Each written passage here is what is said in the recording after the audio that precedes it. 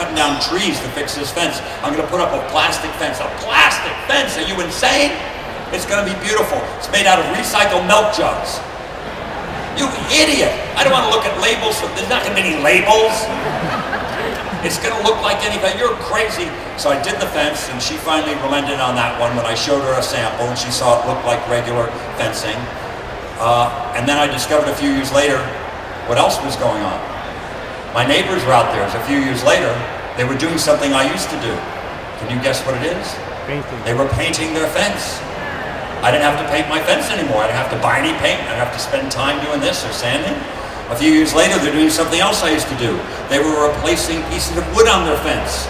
I don't have to do that anymore. I don't have to go to Home Depot and take down any trees. Even FSC lumber I don't have to put up there. I don't have to replace 4x4s. There's no termite damage. There's no water damage. The problem with plastic is it never breaks down. Now the good thing about plastic, it never breaks down. And I bring this all up as further verification of what we can do as a nation, how we can lead, how you have led here in the beautiful city of San Jose with clean air issues and public transportation. You go back to 1970 when I started on this path, and many other people did, that started doing all this stuff for the environment.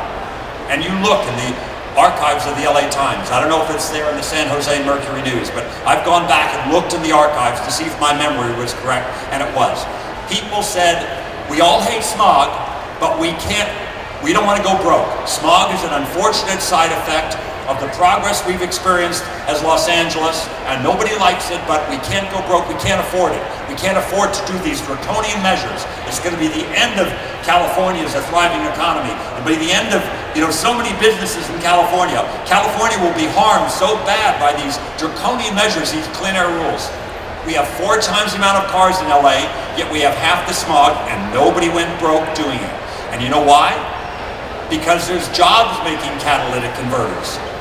There's jobs making combined cycle gas turbines instead of the dirty power plants. Thank you. There's jobs making all of these things. Jobs making spray paint booths. They used to spray paint things out in the lot, in the parking lot of some of these operations in Southern California. They just spray paint. Now they have a booth where they will capture a lot of those emissions, the VOCs, so many of these things, each and everything, and that's where we stand today. People say we're going to go broke if we do something about global climate change. And I say, they said it again, we can't have vapor recovery nozzles at gasoline stations. You can't have seat belts. You can't have airbags. We'll go broke doing it. It'll be horrible. Nobody went broke doing those things. And there's jobs doing all these things. Nowadays, there are jobs making compact fluorescent bulbs, energy-saving thermostats, weather stripping, double pane windows, solar panels, wind turbines, hybrid cars, electric cars. Are those not jobs too?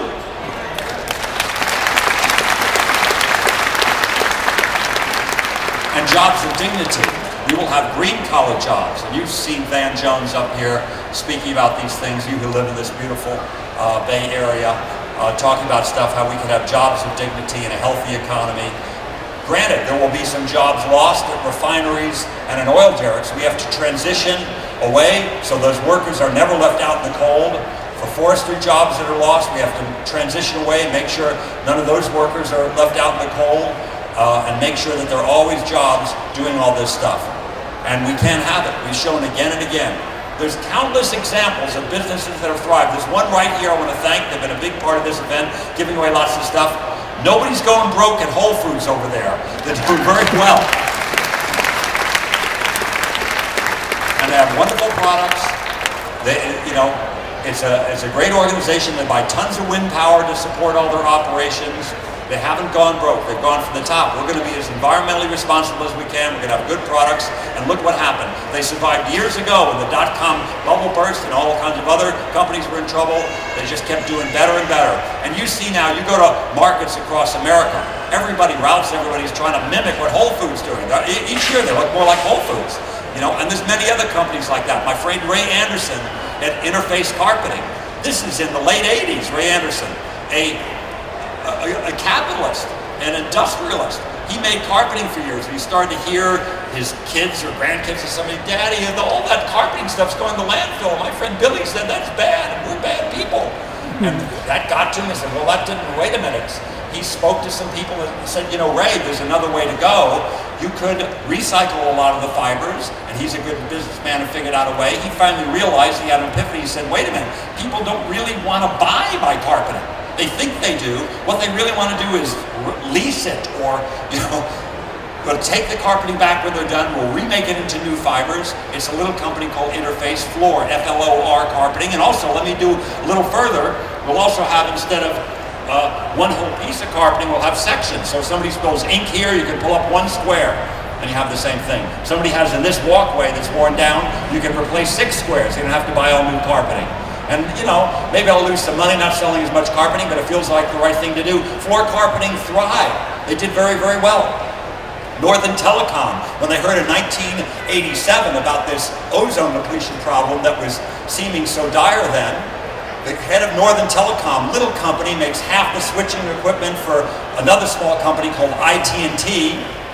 They said, you know, the circuit board washing process, we've been using CFCs. I don't care what it costs everybody from the janitor down at the bottom to me at the top. Everybody's going to get on board. We're going to find a way to stop using these CFCs. We're going to clean our circuit boards another way.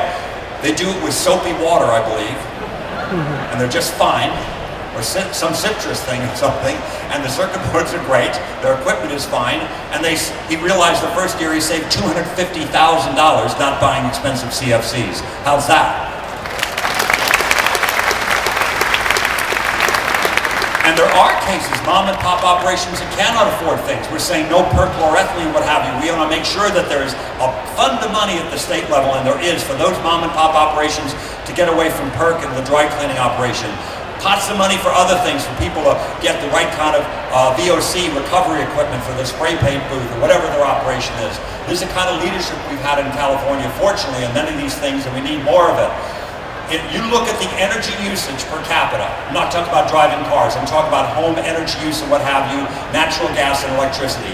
Throughout the nation, every state but ours, it's this from the 70s. It's up and up, you know, there's more equipment, electronic equipment. California is a general rise up with all the new plasma TVs, LED screen TVs, blow dryers, curling irons, all that stuff. Very little energy increase per capita. Why? Because we had the wisdom years ago to say we're going to have heavy subsidies, we're going to promote energy efficiency, the kind of Energy Star technology that we enjoy today. We're going to do it for businesses and individuals. And California thrives. So we can do this. We can do this. We've proven that it's good for us in our lives, for the environment, and it's good for business, for the bottom line. California thrived, and we can thrive as a nation.